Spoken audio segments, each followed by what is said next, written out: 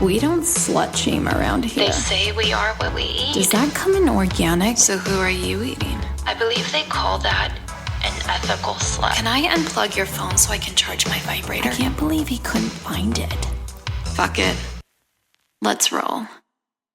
You're listening to Eat, Play, Sex with Dr. Kat, the place to up-level that sexy life of yours, with expert talk on sex, love, and nutrition. Hey lovers, and welcome to another episode of Eat, Play, Sex. I'm your sex expert, Dr. Kat. And okay, so I am under the belief that flirting is a gift unto this world. I really do. And when we start, when we flirt, we are highlighting the beauty and the best attributes of a person to reflect and amplify their value, and therefore creating a reference point for them to see themselves with greater worth. Now, the problem here is that flirting takes confidence in our own selves to deliver, or else we find ourselves hesitating or avoiding it. And maybe it falls flat. Maybe it's perceived as creepy, or maybe we get called desperate or a total fuckboy or girl.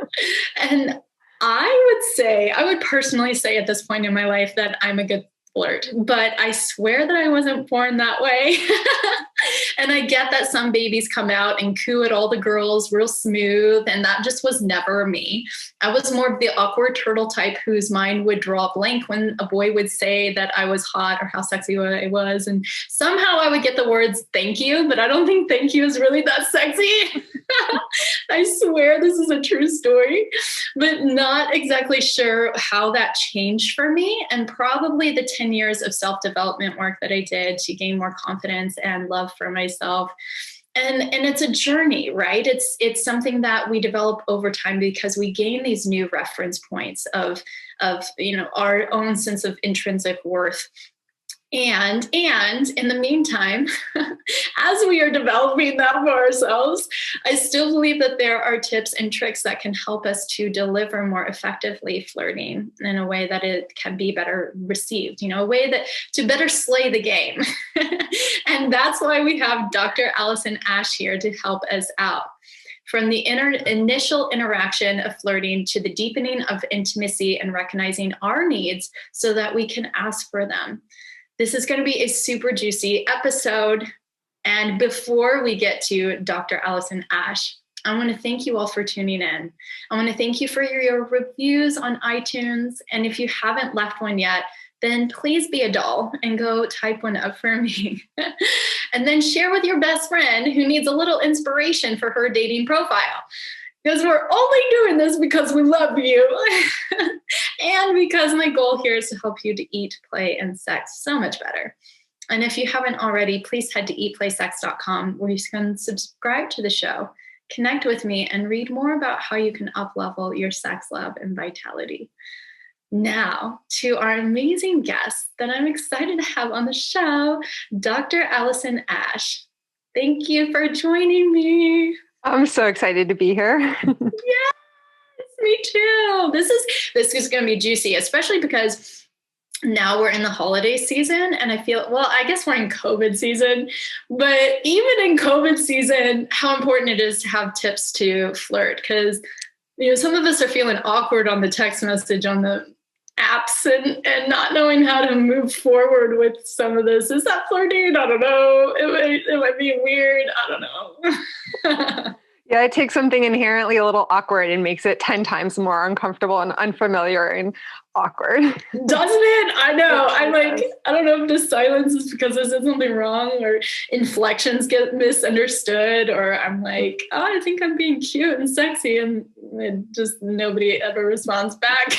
I'm like, or the other person is going through their own crazy shitstorm because it's COVID, and then you take it so personally that they're not responding quickly because they have their own things going on, but you of course have no idea because you're just like wrapped up in your own world of like the intensity of trying to navigate connection in a time when we're not supposed to connect. Yeah, and you would know because you are an expert in all of this. So Dr. Allison Ash is a trauma-informed sex and intimacy coach.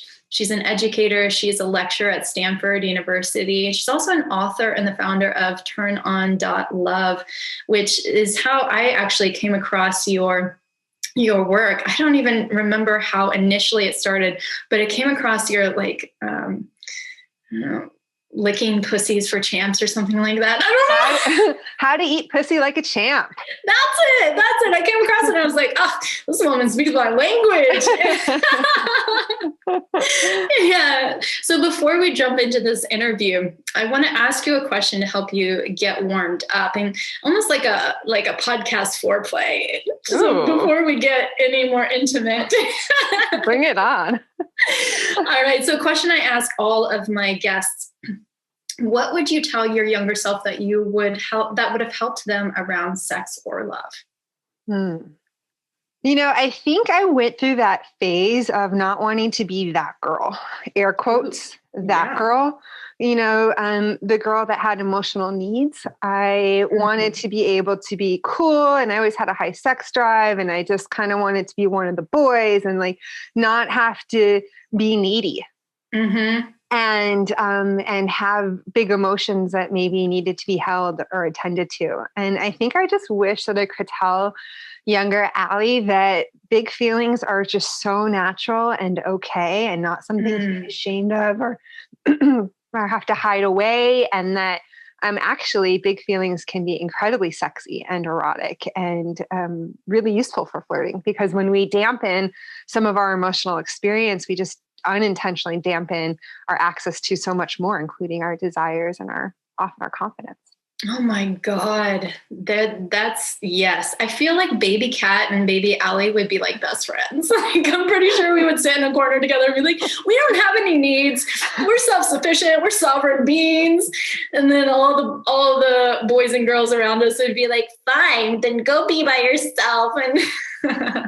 And then we would confess how big our feelings are, and we'd cry and hold each other. Yeah, pretty much. Right in our journals. Today I felt this. Today I discovered I had needs. I just want to be held.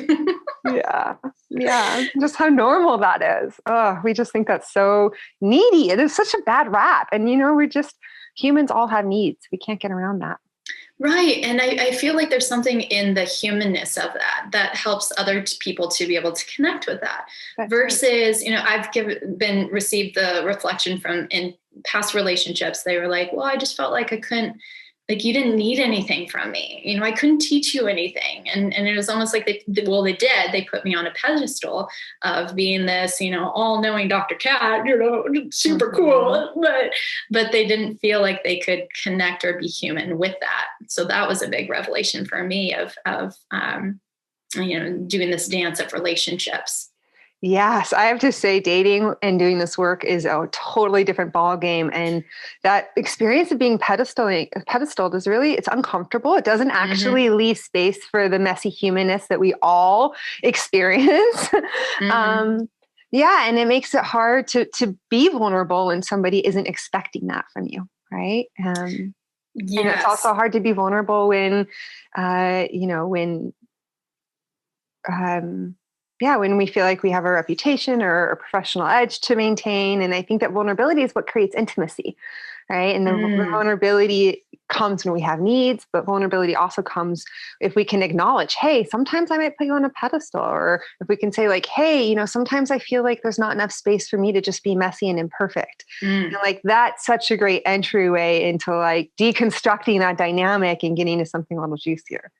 Yeah. It sort of like cracks us wide open instead of being contracted in a space of like, I have to contain all of these things and I can't let it be seen. Yeah. Or that like one part of us has to be all of us. And I just think that we're so multifaceted. I have so many parts of me, and I want them all to be welcomed in my intimate relationships.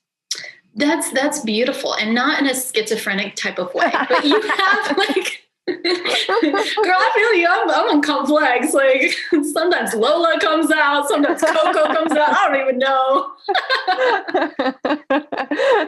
I have taken to naming some of my different parts before, like my really aggressive defender part and, my inner critic and maybe my inner cheerleader. And I just think that it's nice to be able to relate to these different parts of ourselves because then we don't have to fully identify with any one of them. And it gives me some spaciousness around it. And it allows me to have more access to this part of me that's to be a conscious observer. And it's like, oh, there I am thinking that thought again, or doing that habit or pattern, or, and it helps me not feel so,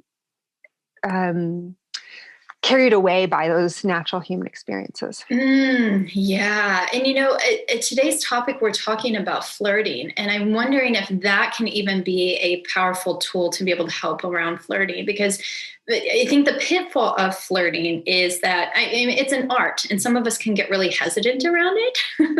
And so I almost see how identifying these different parts can be really helpful in moving through the hesitancy or the, uncertainty around it.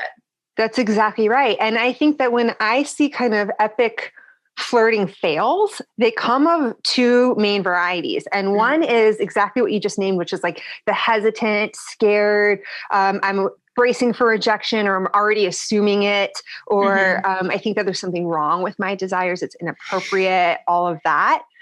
But then there's the other category of I'm just so hungry and there's such a lack and a yearning and a longing, and I'm so consumed by my desires that it can feel really overwhelming and kind of invading to the other person. And I think that for folks who maybe experience one or the other, sometimes both, getting to see, oh, that's the part of me that's feeling really hungry and unmet, or that's the part of me that's feeling a lack of confidence and insecure. And then saying, okay, can I love that part up? And can I connect to something that's a little bit more core and deeper, my body, my desire, my genitals, whatever it is that could be a really embodied, a tactile way of noticing that there's something else here too. Wow. Yeah. I think, and so that is very much speaking from a trauma lens too. What I'm hearing you say is and in other past podcasts, we talk a lot about the activation of our nervous system and the body. And so getting it regulated first, getting embodied first helps us to be able to then move forward from a place of conscious connection and versus being defaulting to some of these past patterns or showing up in a situation where we're buzzing or we're which might be intense. Yeah, exactly. And so if you are the kind of person where you notice it's hard for you to feel confident, what I recommend that you do is you breathe into your genitals, really do some pelvic floor tightening and releasing and pumping of your muscles, and feel your desire. Think of something really erotic that turns you on, and connect to that erotic impulse before you flirt. And feel it and see if you can even come to a place of enjoying that feeling of desire or pleasure or turn on. And then if you're somebody where sometimes you get really consumed and really hungry and maybe is perceived as overwhelming, then I would recommend that you connect with the back of your body. Focus on your spinal cord. Focus on seeing if you can notice the back of your head, or feel your feet on the ground. And kind of pull your energy towards the back of your body. And why is that? Why do you designate between those two? Yeah, I think that when we're not feeling confident, then we are often feeling really anxious and we're stuck in our head. And we're having all these anxious thoughts. And so pulling into your desire lives in the body. And so pulling into an embodied sense of desire, and oftentimes doing those pelvic floor exercises helps you feel a little bit of desire or energy or warmth or tingling feeling that can help you connect to desire.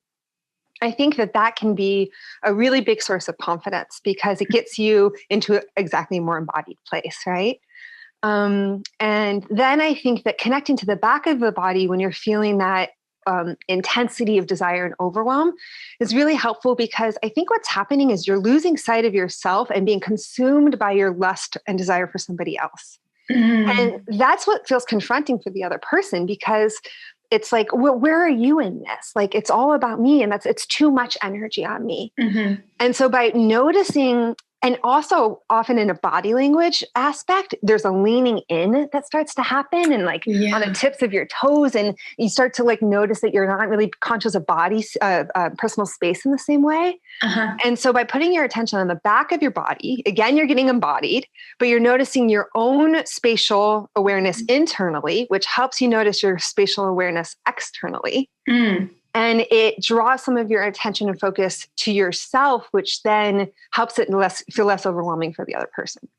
That is so eloquently stated, because when I'm talking with people, I'm newly back into the dating world. So I'm getting to like field experiment all these things. And I've been describing to friends, I'm like, yeah, this person had a very pooling energy, and the texture of the energy was very pooling. Or I'll say like there was this energy that was almost like it was being put onto me. And I haven't really been able to, describe it as adequately as you just did here, but it grounds what you're saying. It grounds what I've been experiencing energetically so well, because it is like this texture of like suffocation or being pulled in towards somebody as almost like to fill them in a sense. And so what you're saying here is really, really powerful. So for people who are flirting and they're kind of hitting up against this, it's not quite working. Are there signs and signals that they can pick up from other people to help them? Because it's not like for me, I'm very blunt and I ask people how I'm like, give me feedback, and like not everybody's ready can do that. So how can they be their own experimenters or their own field scientists for themselves? I love that question. Well, I think the first thing, and I know that this is a little bit more challenging to do during COVID times, but not impossible, is to become a people watcher. Ooh. Because I think that there's very clear body language cues that people give. And my favorite thing is to go to parks or public places and observe people, especially duos, and try and imagine what their relationship dynamic is. How are they feeling towards each other? What's their emotional state right now? And what body cues, what language are they doing non-verbally that's giving me that information? And so I think that considering, are they leaning in versus leaning away? Are they making eye contact with you? Are they smiling? Are they reciprocating touch? Are they, is the content of the conversation getting a little bit juicier? Like there are certain things that we can track. But I think what's hard for us is that when we get nervous, we tend to speed up. So think about public speaking. If you get really nervous about public speaking, you're going to talk really, really fast, and you're going to try and get to the end as quickly as possible. And the same thing is true with flirting. If you're nervous, you're just going to try and like go for it really quickly. And so that doesn't really leave space to notice body language. Even to notice how the little things that you're doing are being received, because the other person doesn't have a chance to digest it. So I think slowing down is so important. And then looking for these little body language cues and getting more comfortable by watching other people will help you in the moment notice other in your own dynamics. Yeah. So this is just like foreplay, right? I think social foreplay. Totally. I think one of the most important things that people don't understand about flirting and foreplay, seduction, the whole 9 yards, is that it's not linear. Or when it's sometimes it's linear, but that's like wham, bam, yum, thank you, boom, and that's has its time and place. But I think most experiences are like a wave, or like, you go escalate a little bit and then a moment of de-escalation, and then you escalate and then a moment of de-escalation. And what that does is actually, in a flirting context, it demonstrates that you welcome no's, that you're okay slowing down, that you're creating space for them to move forward towards you. You're letting things have breathing room to develop and unfold a little bit more organically, and you're leaving room for them to have longing and yearning. And in a sexual dynamic, I think that like in foreplay, I want to have those moments of just slowing down, eye contact, breathing together, like a softer touch. Like it, from a nervous system perspective, right? It helps me ground in the moment, and it actually increases my capacity to desire to flirt or for more foreplay. Yeah. Yeah. That's really perfect, because there's a level of mystery there as well as desire. You're holding yourself. You're not making the other person hold you, but you're moving towards, but there's still an element that they get to discover, which is interesting. Yeah. Right. And We're it's interested safe. in things yeah. Yeah. It's mysterious and it's safe because I know that it's okay to slow down. And in flirting, if I give you if we're flirting and you do something and I don't really reciprocate it, maybe you give me a kind of more intimate touch and I get a little nervous and I shy away from you, but I'm still here and I'm still connected and I'm not like, bye, I see you later, cat, I'm over it. Like that, there is a no there, but it's not a full rejection. It's actually a bid for intimacy. It's me saying, subtly, can I be a no to this one thing? And will you still stay in connection with me? Is it okay? Wow. Yeah, that's big, because how challenging that can be sometimes, when we do these things, and as you were saying, observing people's responses towards us, how do we not interpret that as rejection? How do we, if somebody's hand moves away or maybe they're quiet, and how easy that can be in our head, and we're like, well, they don't want us, abort, run away. Yeah, I think that that's what's so challenging for folks who are new to flirting is that they're tracking the other person so intently and they're making they're drawing a lot of information from maybe one piece of data. And sometimes, like, the most common example I can give is you're trying to catch somebody's eye from across the room and you haven't flirted with them at all. They're a stranger. It's a cold call flirt. And and you catch their eyes and they get nervous and they look away. I swear 99% of the time, even if they think you're completely gorgeous, the instinctual reaction when you catch somebody's eye across the room is they're going to get shy and look away. Yes. And that doesn't necessarily mean they're not into you. And so I always want to advise people, don't stare intently, gawking at them, but have kind of a little bit of awareness to see if they come back and look back and come for the look back is what I call it. Oh my God. Because that's the so look back is often there, and then you can catch them again and smile and make that eye contact and then maybe do an approach. But so many people, they looked away. Okay, it's just over. And they just completely take it off the list of possibilities.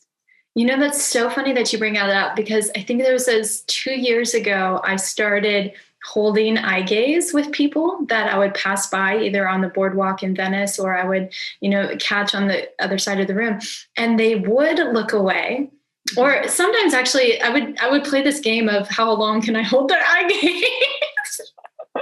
Because I used to get nervous around it. And so I turned it into an edge growth, right? Leaning into this and seeing if I can hold it for a really long time. And I would feel the flutter in my body, be like, oh, look away. But holding it. And I don't think I've ever once had anybody approach me from that experience, though. I've had to approach them, but never in the reverse. And I don't think it's anything about me. I think I'm great. I think you're great too. I think it also just kind of shows that you're a little bit of an initiator. Right? Right?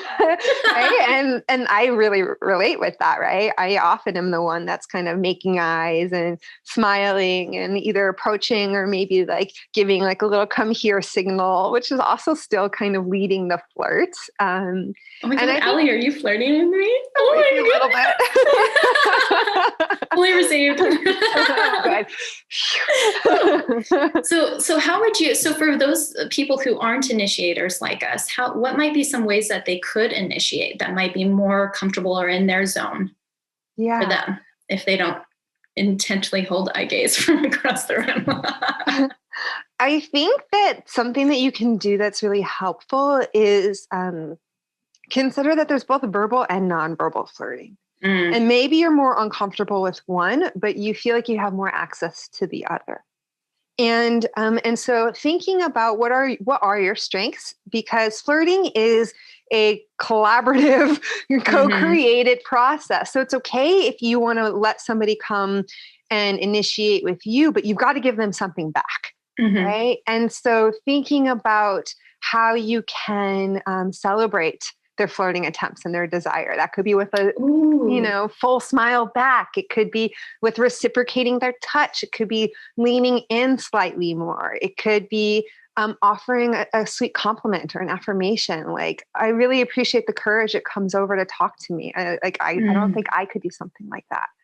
Like, just saying something like that is already going to have the other person feel safer, more confident. Oh, I did the right thing. And then you're actually, by making it easier for them, you're making it easier for you. So you don't have to always be in the driver's seat. You could just be a really good passenger.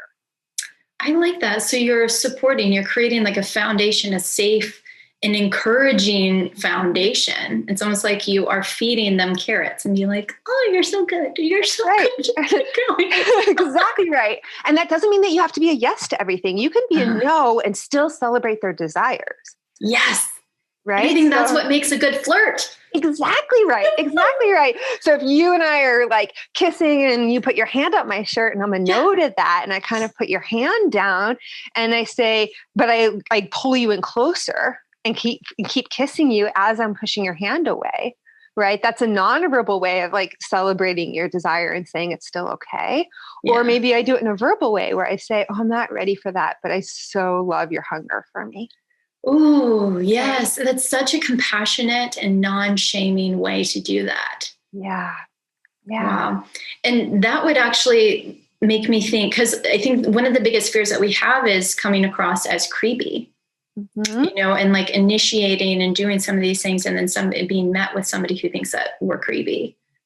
How do we, so asking for a friend, how do we flirt without coming across as creepy?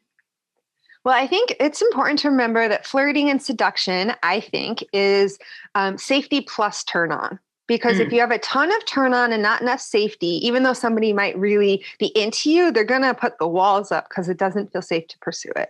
Mm-hmm. And if there's a lot of safety, but you're not bringing that turn on, you're going to get friend zoned, right? So yeah. And so I think that the key to flirting without being creepy is to create safety while still acknowledging your desire and turn on.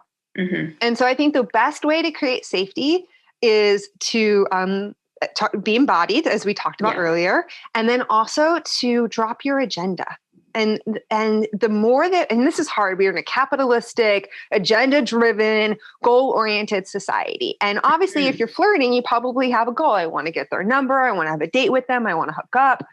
And that's okay to like have these goals. But if you're treating this experience as though you have this agenda and you're moving towards that agenda, you're probably not doing it, being able to be very aware of pacing and being really attuned.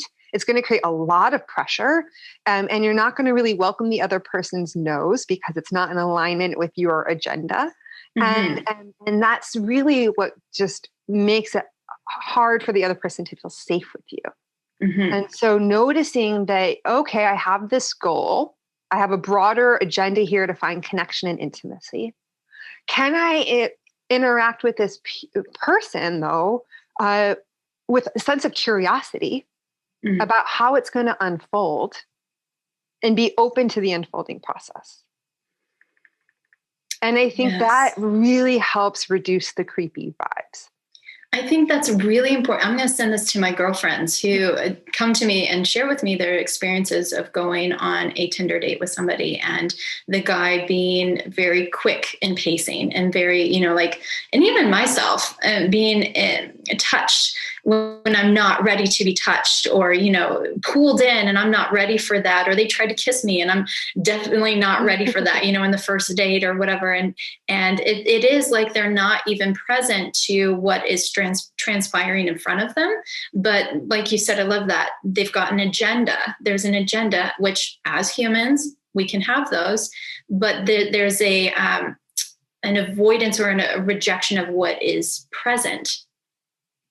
And it's not meshing. It's not meshing. Right. That's right. Okay. Yeah. Yeah. And so that when we're talking about creepy, that's what we are referring to, this. Yeah, I think that that's one of the biggest ways that we can experience creepiness. Yeah. Okay. Is that we feel like an object that's being pursued and that we're not being seen. Our no's aren't being seen and understood, even the nonverbal no's. Yeah. And then I think that there's another kind of like thing of creepy, which, I think that it's important just to note that creepy is subjective. What one person receives as creepy, another person might not receive as creepy. But I've noticed that shame and awkwardness and insecurity can be a little contagious.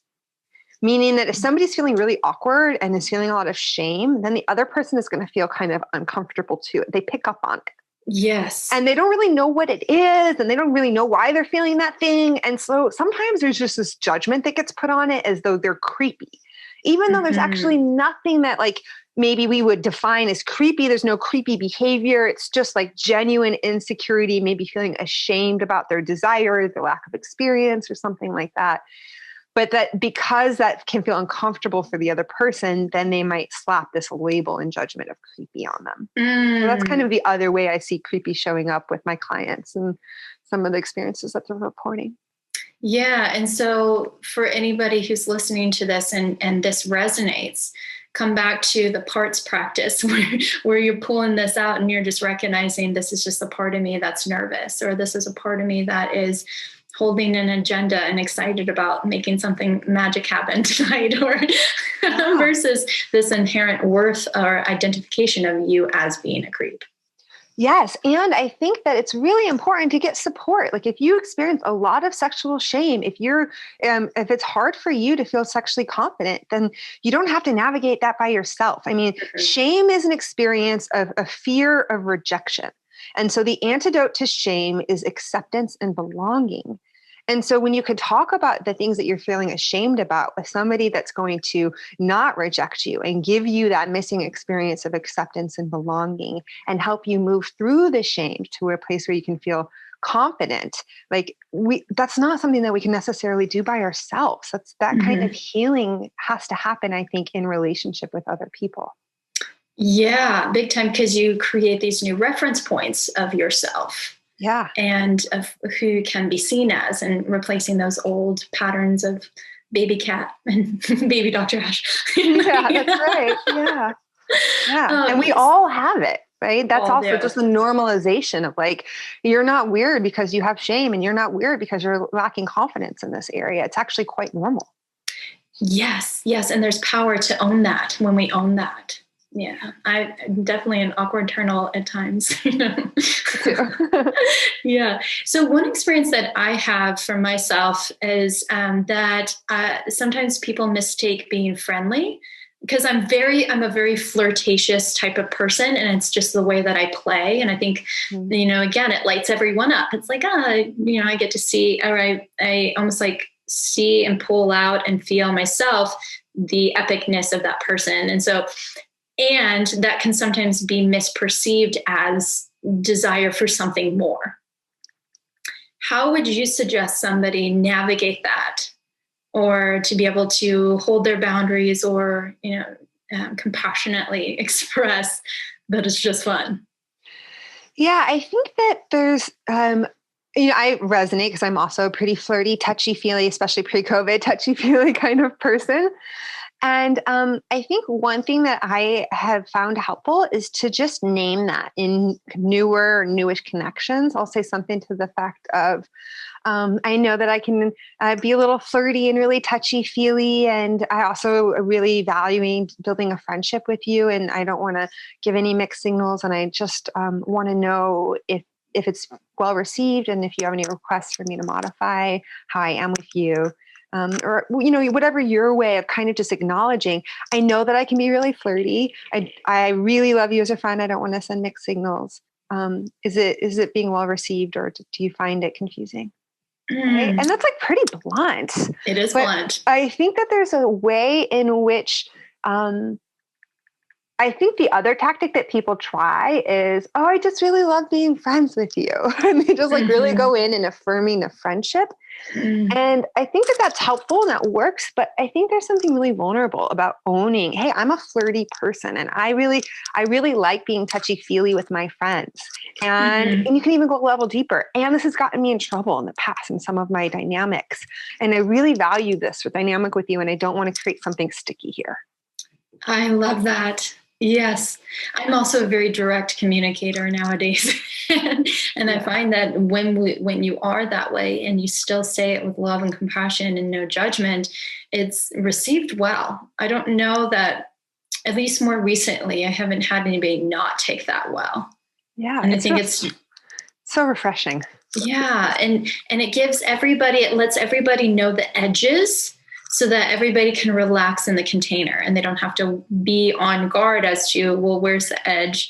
Have I hit it yet? That can cause us to not be in our body. It's so true. I remember, Kat, I had the most profound conversation a couple years with a guy friend. I know that what I would do when I was growing up is if I could tell a guy was into me more than I was into him or I wasn't into him, I would put up these really big boundaries and I would actually like not connect with him at all because I didn't want to have to lead him on. I didn't want to be perceived as leading him on and I didn't want to have to say no and reject him. Yes. And I was talking with a guy friend a couple years ago and he said, really bluntly how unfair that was, because how many of these men, and I'm just using a very gender dynamic here because it just doesn't show up for me with women. How many of these men would have loved to have connected with me in whatever way I was available? And I didn't even give them the chance because I assumed that they would be a no to being, I mean, and there's actually like a seed of real deep wounding there for myself, right? There's this assumption that if I didn't want to have something sexual or romantic with them, they couldn't possibly just want to be friends with me. They wouldn't possibly just want to be cuddle buddies with me. And so looking at that own assumption that I was making, and then looking at how I wasn't even giving these people the agency to decide for themselves if they wanted to interact with me in the ways that were available. Oof. Wow. Yeah, so there's so much permission in a spectrum of interaction and relationship that isn't black or white, friend or not, friend or romantic situation. Yeah. Yes. Or even just like if you have those epic flirting fails, say that 3 times fast, epic flirting fails, right? To not necessarily throw the baby out with the bathwater and to assume that no form of connection is available for you there. Yeah. And so there's got to be a level of self-trust in that. That you are able to stop and hold the boundary and not wishy-wash and not, self-sacrifice. So I see so many layers in the story that you just shared. And I think so many women can relate to you as they feel like they're the gatekeepers and they have to fend off, all the hungry men. Yeah. And so I think part of that too is if you're gonna play with these friendships in this way, asserting your boundaries is really important. And then if somebody isn't able to respect your boundaries, then I think that it's clear that they don't have the capacity to have that kind of relationship with you, and you need to assert stronger boundaries and pull back a little bit, right? So I think having these intimate friendships isn't for everybody. They don't have the capacity to honor those boundaries. But I think so many more people do than Wounded Allie assumed. I feel you. Yeah.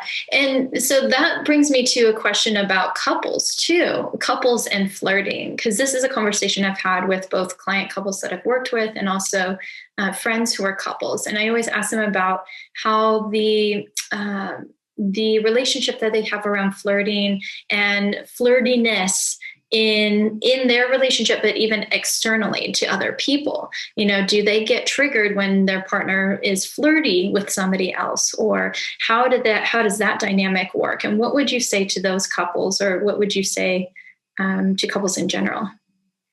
Yeah, well, I think that for couples who are flirting with other people, It's important to do a couple things. One is to get really curious. What does it mean when you flirt with other people? Like what are you seeking out of that interaction? A lot of us just want that kind of fun expression and interaction, and there's absolutely zero intention to take it anywhere else. And so I think getting really clear on and even maybe taking a step back and asking, do you perceive your behavior as flirty? Because what one person receives as flirty might not be flirty to the other person. I've been called flirty in interactions when I'm like, that was not flirty. I did flirt. Yeah, but other people see me as more inherently flirty than maybe I perceive myself to be. Fair enough. So I would say just have like kind of a more curious conversation around what it means.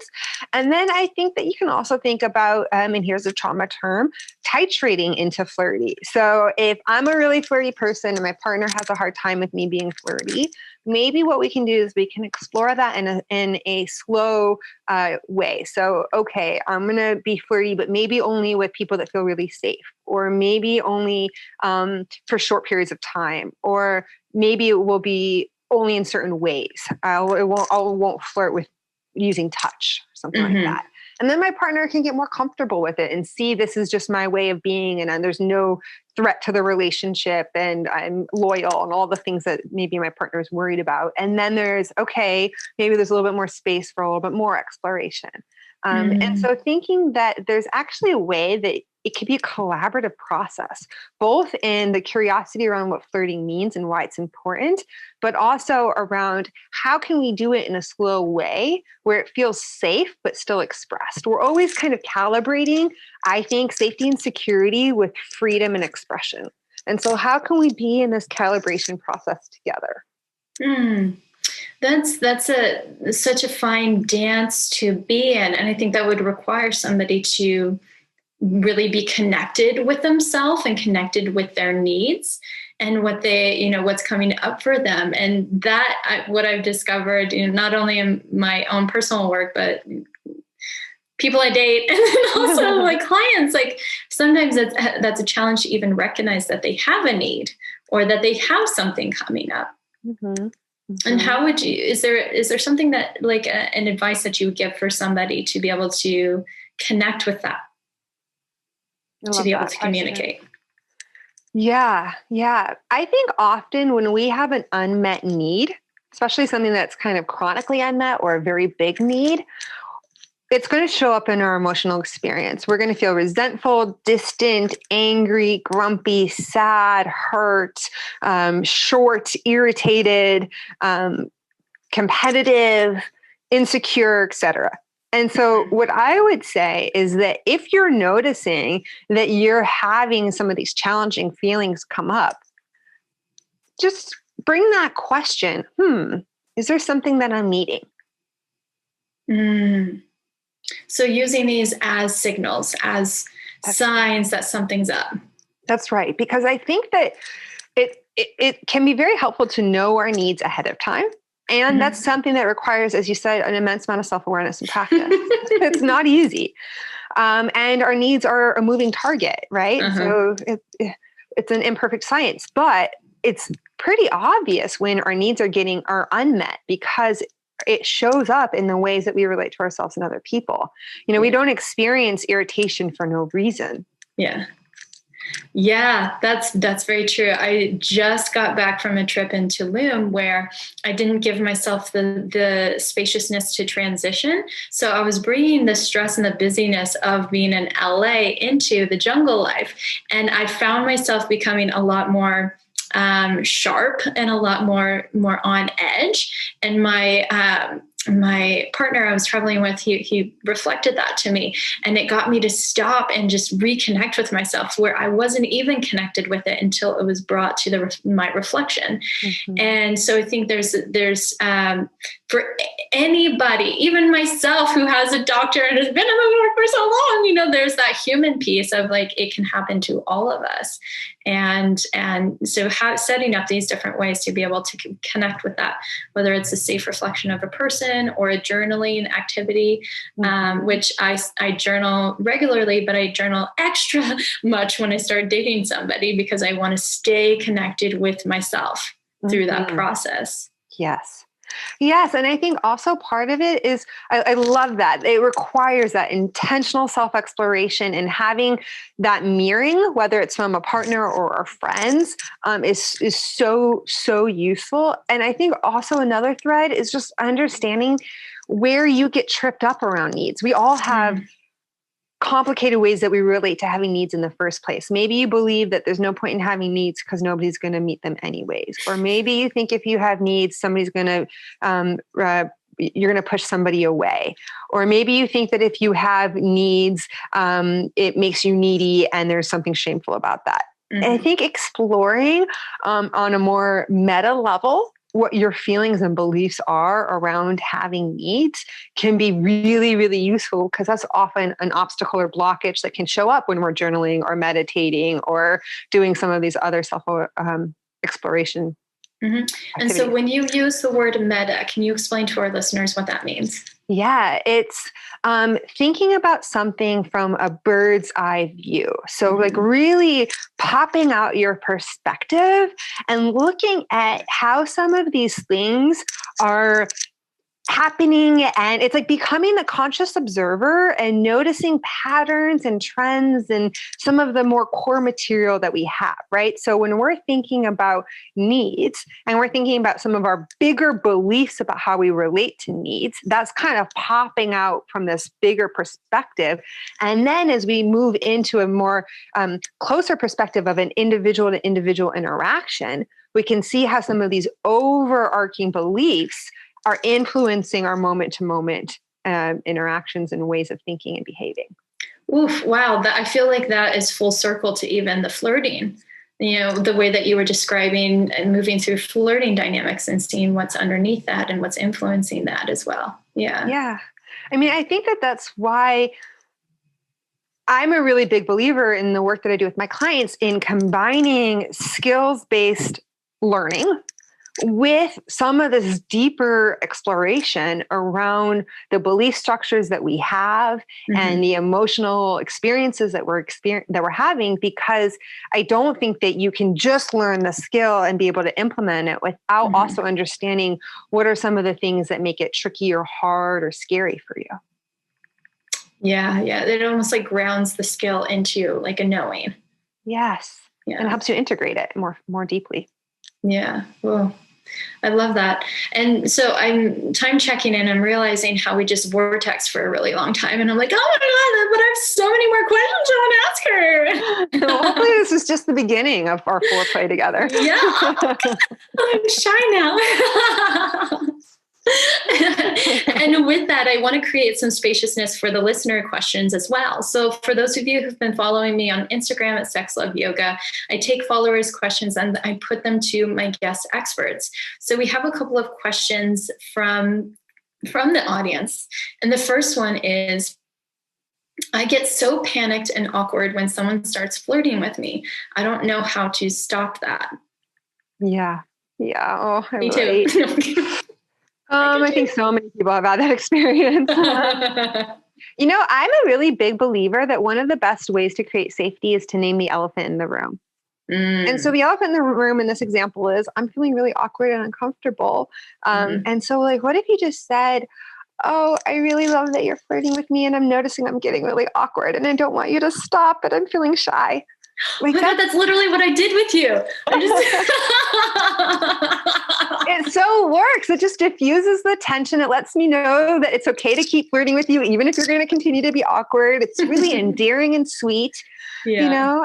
I remember once I was flirting with this woman at a party and, it's always a little bit ambiguous. It was a cuddle party, so it was already really affectionate. And it's hard when I'm flirting with women because I don't know if they're straight or if they're queer. And especially in the Bay Area, everybody's so, just warm and affectionate. And so I said something to her. I said, I do this thing when I flirt with women where I get really close to asking them out and then I get shy and I back away and I don't do that. And I don't want to do that with you. And it totally worked. And we dated and it was really hot and super fun. And it's just like, that's the elephant in the room. I couldn't get myself to actually ask her out. I knew that there was still that obstacle for me. Yeah. But I did have access to at least naming the obstacle. Oh, I love that. Wow, that's really, really great. And it humanizes you as well. Totally. To where we can connect with that. Oh, good. Okay, question number 2. How can I kindly tell a dude that I'm not interested when he starts flirting with me? I think this is where you celebrate their desire. So I'm not available, and I so appreciate the courage it takes to initiate or to approach, or I really appreciate your desire, and I'm not available. Right. And so it's like both are true, right? You could celebrate their courage and their desire and honor that you're not available. I love that. Yeah. And then I can also hear some people who are wondering, yeah, but that comes out very well in your mouth, but that doesn't come out well in my mouth. It comes out weird. Yeah. It's true. And I think that the thing is that these things are going to be a little bit awkward and uncomfortable. Yeah. And I think some acceptance of that is also really important. Right. Yeah. And I think the meta of that, that we tend to have this belief that we can't be direct, or that being directly communicating is mean or harsh, and that's not the case. It actually allows everybody to get what they want and relax. And that's right. And what I really like about saying, I'm really flattered by your desire and I'm not available, is that you don't have to explain why you're not available. You don't have to lie and say you have a boyfriend if you don't. You don't have to go into some big diatribe about why it's not them, it's you. You just get to be short and sweet, which is actually sometimes really compassionate too. Yeah. I had a girlfriend tell me this one time. She said with people that she would meet on Bumble, that afterward, they would follow up and be like, hey, I'd love to meet you again. And she would say, yeah, I had so much fun meeting with you. And I felt the energy between us was more friendly. And I loved that because it was direct, but it was also naming what her experience was, without leading on, without being vague, but also loving and holding that person. Yeah. And nothing about value or worth, just their experience. And if I got that, I would certainly be disappointed, but I wouldn't feel hurt. And I think there's something really kind about that. Yeah. Which we can use more kindness. Kindness is cool. I think it's just it's important empathy building, I think, for straight women to realize how vulnerable it is to be in the initiator, pursuer role, and how much rejection you experience. And I think that it's just helpful to celebrate the effort, even if you're not available. I can't emphasize that enough. I think it's really compassionate. Yes. Empathy is such a critical skill that we all need to learn. We need to learn this more. Yeah. Well, thank you so much for hopping on here and sharing your golden wisdom. This is very insightful. How can people find more about you? Where can they connect with you? How can they dive in deeper? Yeah. Well, I work as both a coach and an educator. So if you go to turnon.love, you can see my full range of offerings. I work with individuals and couples, both monogamous and non-monogamous. And I have a wide variety of workshops about intimacy, both emotional and sexual. And I have a new 10-week course called Sexual and Emotional Intimacy Skills. It's online starting in January. It's actually not new. I've been teaching it at Stanford for a couple of academic years, and I'm really excited to be offering it to the public. And we're going to be going over all the skills that I think folks need to have healthy emotional, physical, and sexual intimacy. And so if you want to have the class that you wish you got to have in college to set you up for having healthy relationships, I would say that that's a great place to start. Love it. Well, thank you so much for coming on. Thank you for having me. This was just such a pleasure talking with you and geeking out and playing and flirting and all the things. And if you are looking for more juicy, good podcasts about sex, my friend Alexa Martinez is the host of That Sex Chick podcast, where she talks to you about how sex can be edgy, playful, and fulfilling beyond your wildest dreams. How fun. Go check it out.